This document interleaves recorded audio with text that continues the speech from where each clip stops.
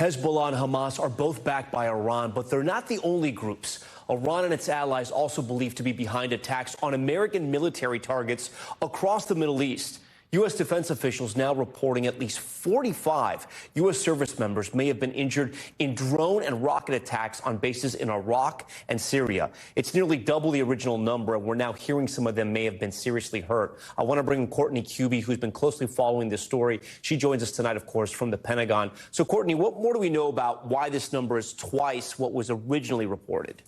So most of these additional 24 or so service members who've reported injuries include traumatic brain injuries. So that is people who may have had some symptoms initially, but they have since had their symptoms maybe get worse.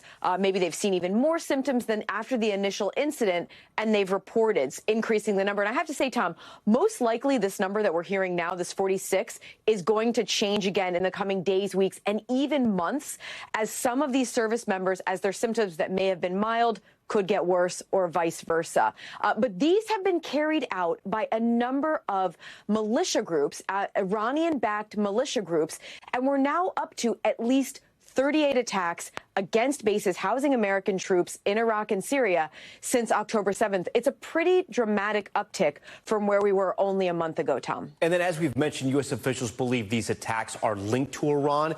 Have we learned anything else about how or why these attacks were carried out? So the majority of the attacks have been what the military calls one-way attack drones. So they are drones that fly in. They generally have some sort of explosive on them, and they literally just crash into an area with the idea of the explosive causing casualties in the immediate area. There's also been a couple of rockets, some indirect fire, and even some mortars. But of those 38 attacks, the vast majority have not been effective in causing any casualties. That includes any kind of injuries or even any damage to infrastructure on these bases.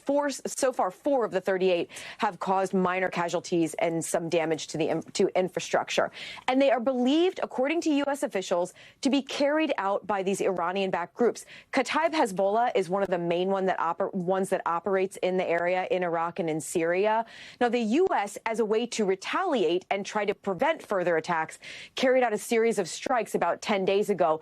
If these attacks continue, the U.S. maintains their option to carry out more strikes to try to deter future attacks, Tom. Yeah, that was exactly what Matt was just talking about there, this war possibly expanding. Okay, Courtney Kube first. Courtney, we appreciate all of that. Thanks for watching. Stay updated about breaking news and top stories on the NBC News app or follow us on social media.